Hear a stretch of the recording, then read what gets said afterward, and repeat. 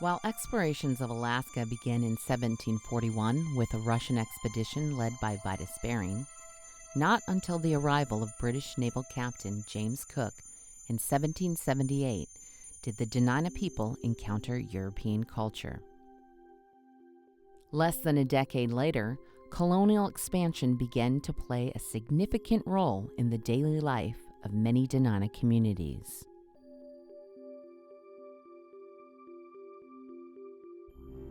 In 1784, Russian fur traders established a settlement on Kodiak Island that supported their expansion north into Cook Inlet. 3 years later, the first Russian fort in Dena'ina territory, Redoubt St. Nicholas, was constructed by the Lebedev-Lestochkin Company at the mouth of the Kenai River.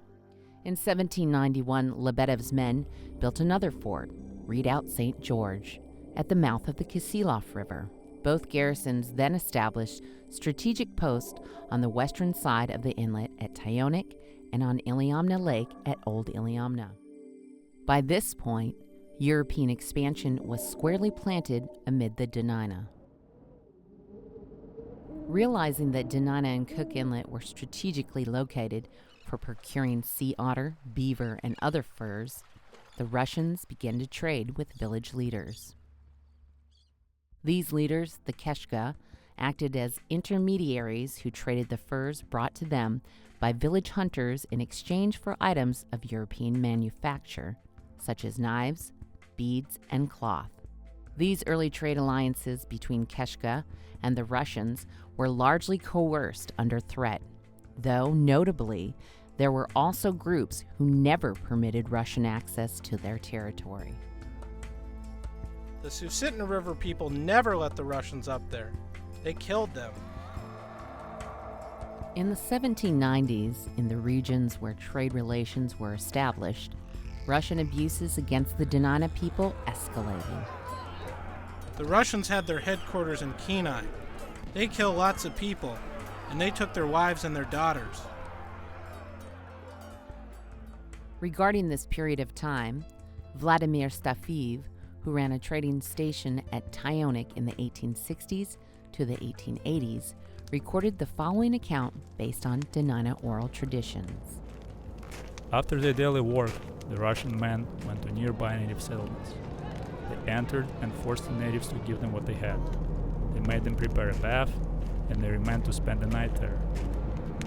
When they went to sleep, each took a woman or girl to his liking, even though she was sitting with her husband or mother. They took her by the hand and went to sleep. The husband was so sorry for his wife he almost cried, but was afraid to say a word. Mothers wept for their daughters, but they could not and did not dare do or say anything.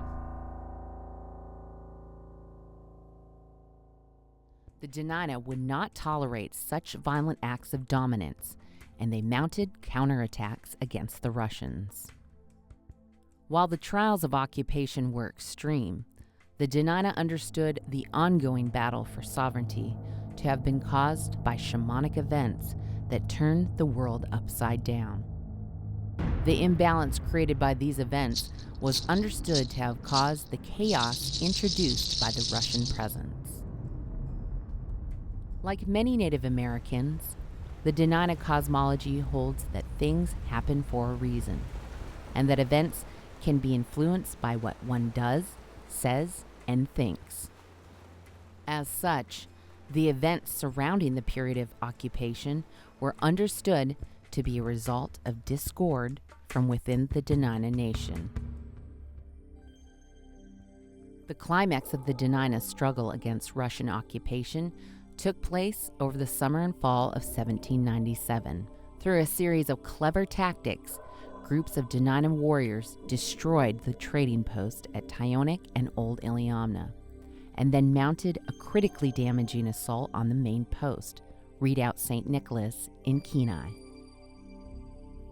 As reported in Russian sources, in the spring of 1798, the remainder of Lebedev's men managed to escape from the siege on the St. Nicholas post. Their departure from Kenai Bay proved to be the last that any of Lebedev's personnel would step foot on North American soil. Russian scholar Pyotr Tikmenev reports that company records indicate that only 80 of the original 200 Lebedev employees survived for their return to Russia. While a few traders and missionaries remained scattered in Dena'ina territory, the 1798 withdrawal of the Lebedev contingent effectively ended the Russian attempts to aggressively control Cook Inlet. The Russian-American company remained nominally in control, but through strategic, forceful resistance, the Dena'ina remained largely independent until the sale of Alaska to the United States in 1867.